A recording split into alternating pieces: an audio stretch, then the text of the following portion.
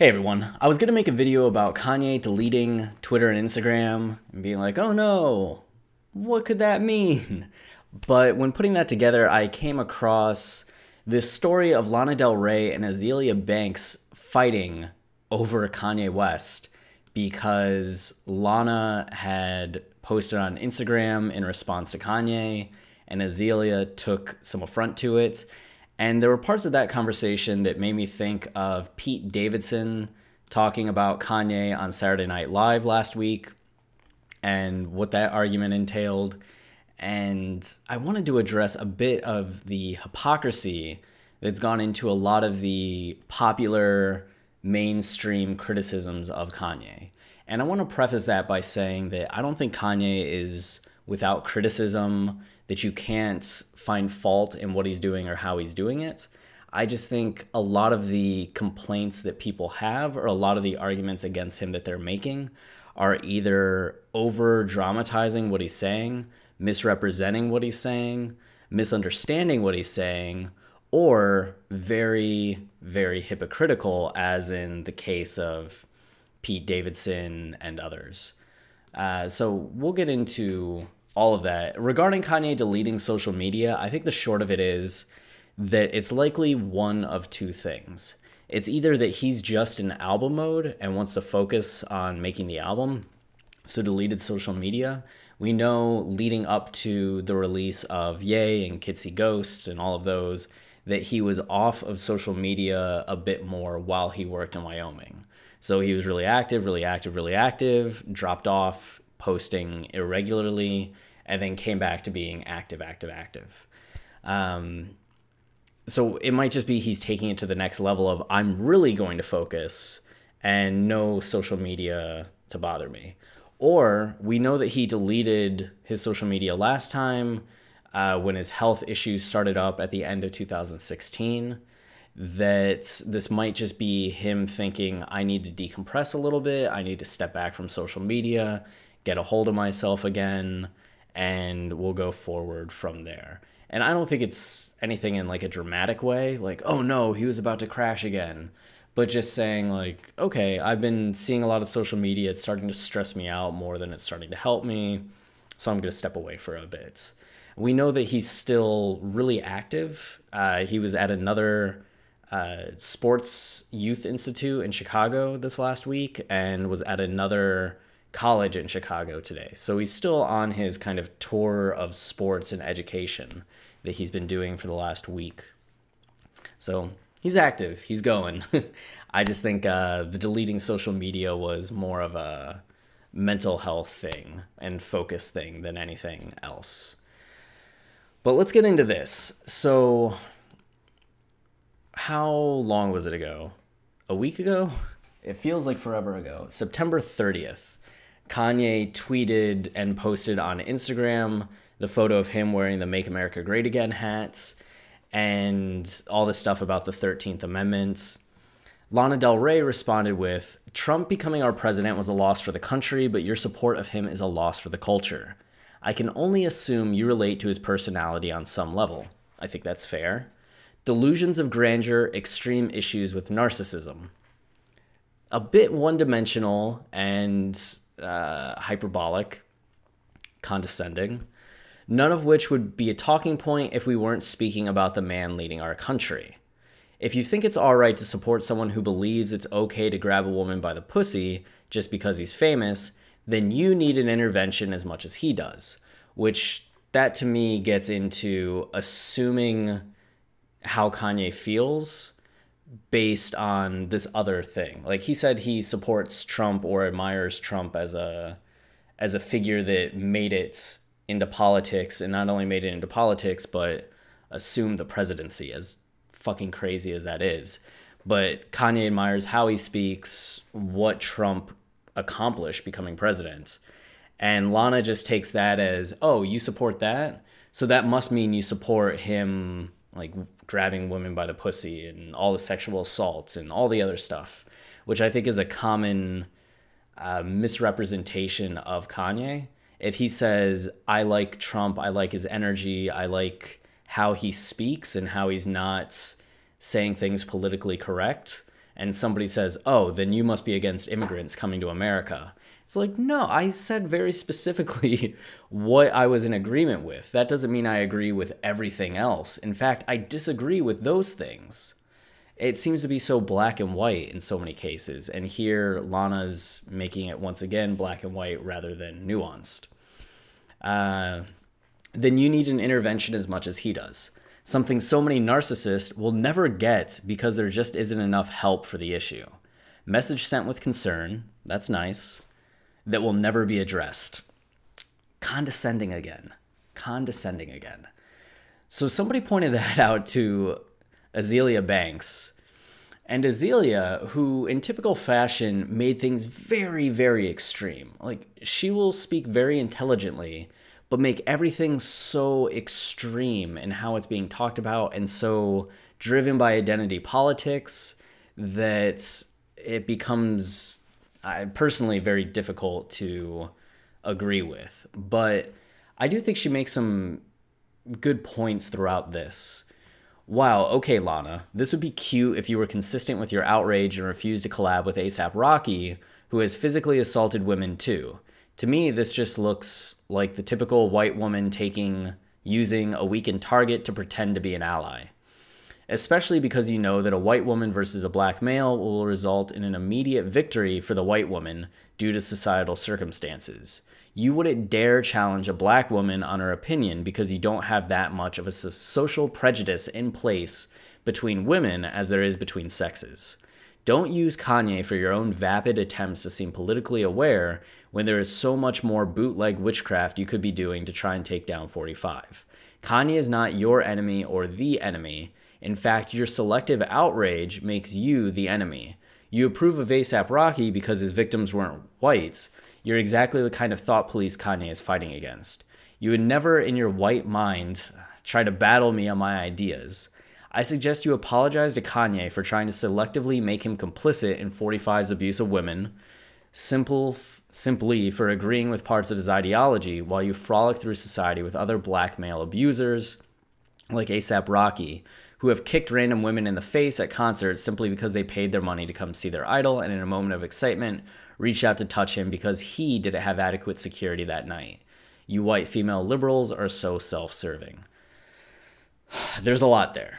There's a lot there. What I wanted to focus on is more the selective outrage, because I do think that that's a problem. A lot of the people speaking up about Kanye are speaking up only because there's a trend of being outraged about Kanye. And do they really care about the topic other ways? Have they spoken out about the topic in other ways? How many other people do they admire that they may feel similarly to how Kanye feels or have their own skeletons or problems? Like, there might be somebody that is adamant that Kanye West is the dumbest person, what a problem, get him out of here. But then they look at Johnny Depp and any issues with Johnny Depp and say, well, you know, there's this going on and there was this, and let me tell you about Amber Heard and her background. Or somebody that loves Woody Allen, and you bring up like, yeah, Woody Allen movies are charming, but what about? And then they say, whoa, whoa, whoa, you know, there might be this controversy with Woody, but you can't, like, I don't know, you can't do that. People actively will target those that they find disagreements with or don't feel that concern or connection to, and defend people they feel more connected to, which I'm sure some people would level those same accusations against me. And I'm not saying I'm free of that or wouldn't do the same thing, but just we all in our own ways have selective outrage against people and topics and things, and will forgive others and be outraged over others. And that is a problem, and it's something that I think we need to be aware of when not only attacking somebody, but defending somebody. Like, it's something I need to be aware of when talking about Kanye and defending Kanye. But I think it's also something that people need to be aware of if they're attacking Kanye, and what hypocrisy that might bring to the table and where that could lead the conversation.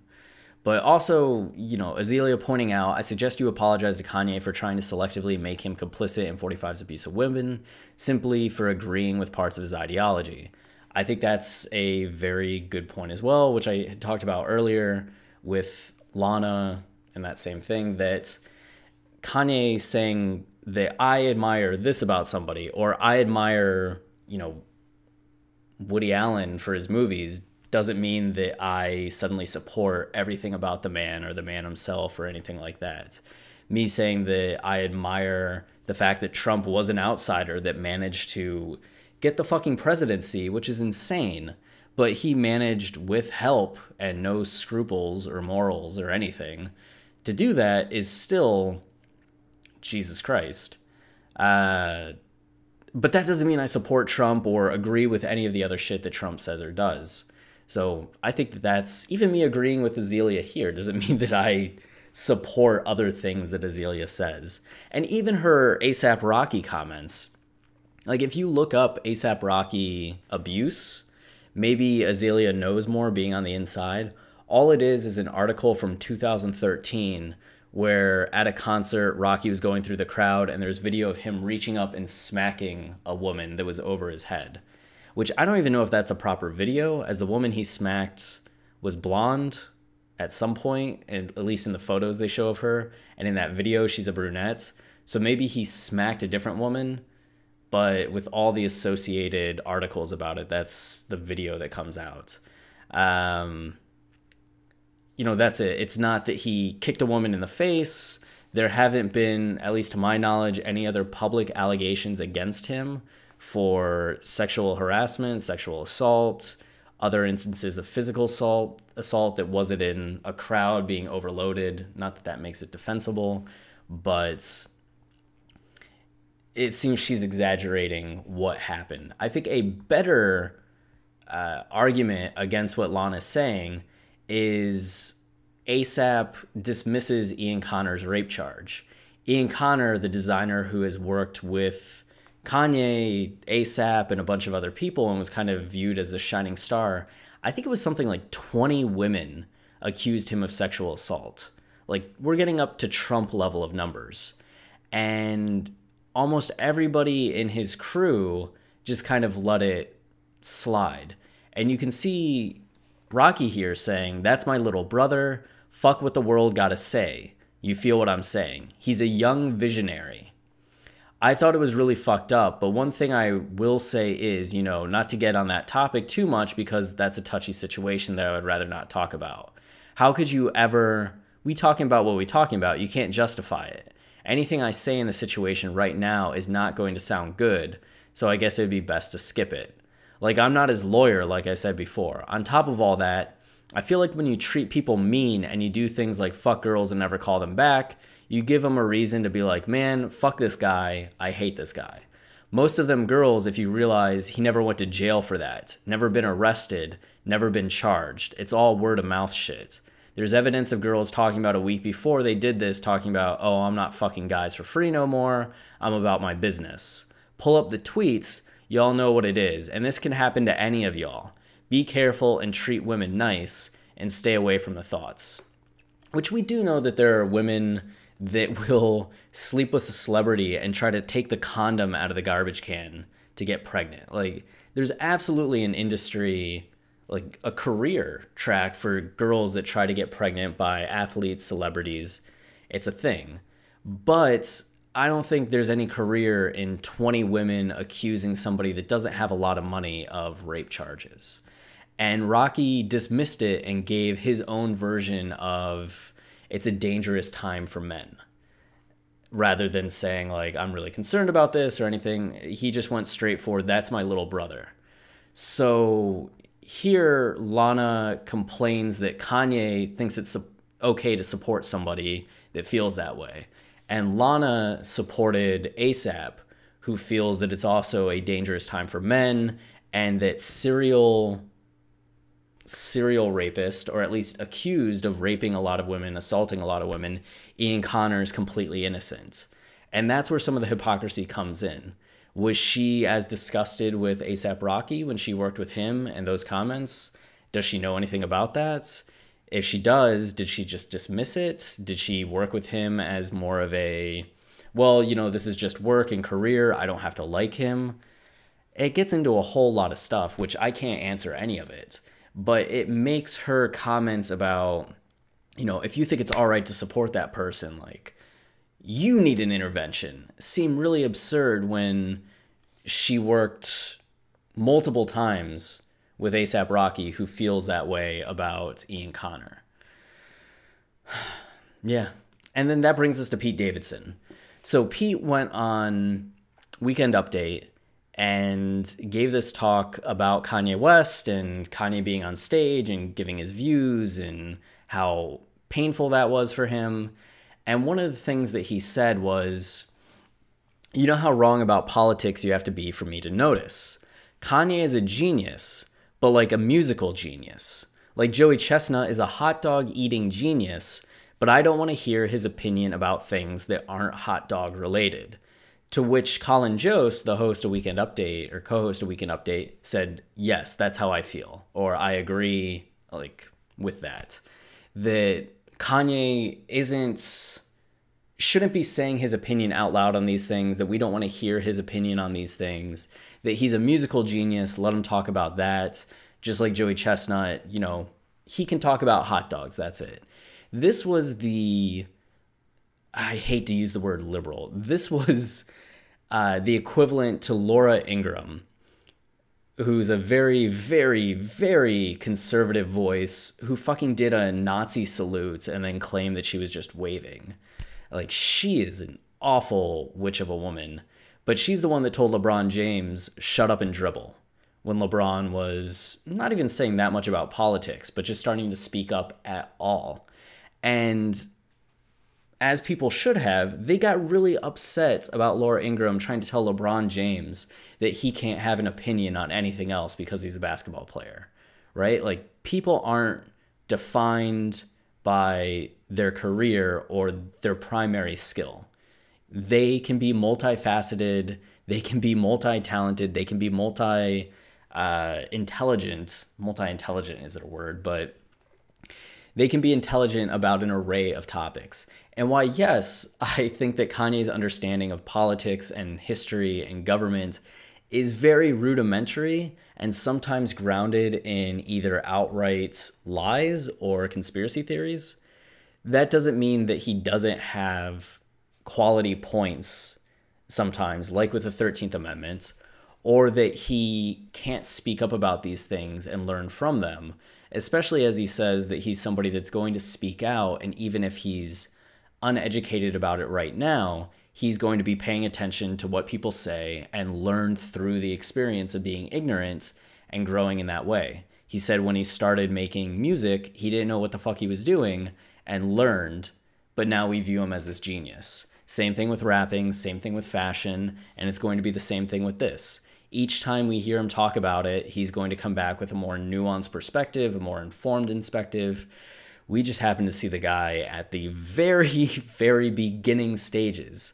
You know, what is it he says in Ghost Town?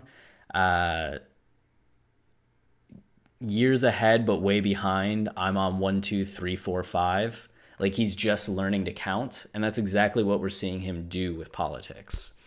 So I just found this very hypocritical, as we have Pete Davidson, who career-wise is a comedian, giving a speech that has comedic elements to it, but is far more a critique of what somebody is or isn't allowed to say. At this point, it's kind of beyond comedy and into a op-ed think piece.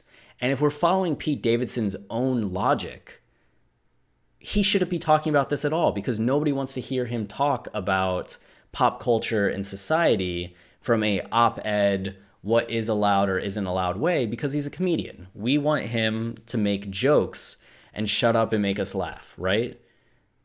That would be the logic if we were listening to what him or Colin Jost thinks about Kanye, or what Laura Ingraham thinks about LeBron. But because Pete Davidson is somebody that not only is a comedian, but could have quality thoughts or quality concepts or ideas about other topics, we're open to him speaking on this. And I think he made points throughout his talk that were very valid, and then made points that weren't. And I think that's really life in a nutshell. Nobody is 100% right about anything. I'm going to say shit on this show that's wrong, that's off, that's not good. Or even if I said so many great things on this show, like 100% of what I said was smart, with it, good, nobody could complain about it, there would be other shit in my life that I'd try to speak on where I'd be completely wrong and dumb and misspeak and say the wrong thing. Nobody's perfect. Not a single person is perfect. And the moment that I think a lot of people try to say that this is how it should be, you should speak about this if you're good at that, there's a hypocrisy there, because they're going to do the same thing, or they are doing the same thing as they say that.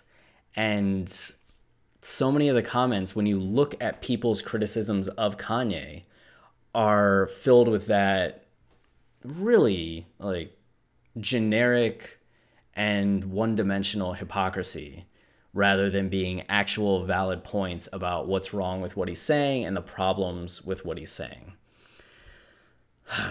So I guess that does it for this video. I wonder if Lana and Azealia are going to fight. The funny thing is, with Lana and Azealia, just to give some closure on this, Lana's response was, "I won't not fuck you the fuck up, period." And then saying, "You could have been the greatest female rapper alive, but you blew it. Don't take it out on the only person who had your back." As identity divisive as Azealia's topics were, she came at Lana with thoughts and argued, and then said you wouldn't dare challenge a black woman on her opinion. And all Lana could come back with in this situation was, "I will fucking fight you. You're pathetic." And this too, I think, gets at one of the things that frustrates me about how people argue about Kanye. Like, for example, with the 13th Amendment. There was somebody, when I mentioned on Twitter that Kanye didn't want to abolish the 13th Amendment, he wanted to get rid of the part that referred specifically to allowing prison labor. Somebody commented and was like, "How do you think that he got that? Like, blah, blah, blah, blah, blah. He's dumb. He's an idiot." And when I pointed out what the 13th Amendment said, and was just like, this is what the 13th Amendment says, in this next tweet, Kanye said amend it. And other people have been talking about this, from T.I. to this documentary, The 13th, that there are 2 million people in prison that are being used in the slave population. Her response was just, "Leave me alone. I don't want to talk about this. Never tweet at me again." And it's one of these things where so many people, when you confront them with the nuance of the argument or the nuance of the discussion, either get back into the hyperbolic generalizations or completely pivot and start attacking you or attacking the person, rather than recognizing the logic of the arguments. I had somebody I was in an argument with the other day that said Kanye hated Beck. And when I told them, like, yo, Kanye didn't hate Beck, they linked to Kanye interrupted Beck, or Kanye didn't think Beck should win the award. And I was like, well, that doesn't mean Kanye hated Beck. And their response was, yo, how are you going to pick on everything that I say? This isn't cool. You're being an asshole to me. And getting really defensive about what I'm doing to them, rather than just being like, yeah, I didn't use the word right. They were saying that hated was code for went on stage and interrupted. It's not. But then people will also then get on Kanye for saying abolish the 13th Amendment rather than amend the 13th Amendment. They'll say words matter and he needs to say what he means, because if he doesn't do that, like, fuck him. But then if they misspeak on anything and you try to say, like, words matter, the words are important, what you said has a specific meaning, they're like, how could you read that far into it? You're being an asshole. It's just, it's hard to have discussions about this, and it's hard to have nuanced discussions. People are either in favor or against, defensive or offensive, and when you're trying to have the nuanced conversation, Most of the time, nobody wants to hear it, but that's the conversation we need to keep having, is getting into, well, what was actually said? Why was it said? Does it have any merit? Does the perception of it matter? What's the perspective that he's coming from? And does that have anything to do with it? And is that defensible or problematic? If he's saying, I support Trump because I support our president and I love everybody, and I love this person, and I love this person, and I love this person, and if Hillary was our president, I'd be saying I support Hillary and I love Hillary, does that still, I mean, does that change anything? Does that matter to anybody? It could be yes, it could be no, but I think that those points and that nuance is better than just saying Kanye supports Trump, he must support rape, sexual assault, he must be anti-immigration, racist, hateful, hate liberals, etc., etc., etc. So if you're watching this, please try to have nuanced conversations. And if somebody disagrees with you about something, try to find out their perspective and the why of it before just making it this black and white thing. And maybe they have a valid point in some context or perspective. Maybe they don't, and you sharing your context or perspective might bring them around. That's all that we can really do to try to slowly find a middle ground rather than constantly dividing everybody. So I hope this is helpful in some way, providing context, and I may just be preaching to the choir, but thanks for listening. If you're enjoying the content, subscribe and make any recommendations for topics you want me to address or songs you want me to talk about, and we'll get to that. And the podcast, Watching the Throne, a lyrical analysis of Kanye West, coming out on Tuesday, the 15th or 16th of October, we'll have our Violent Crimes episode. Look forward to that. And yeah, cheers.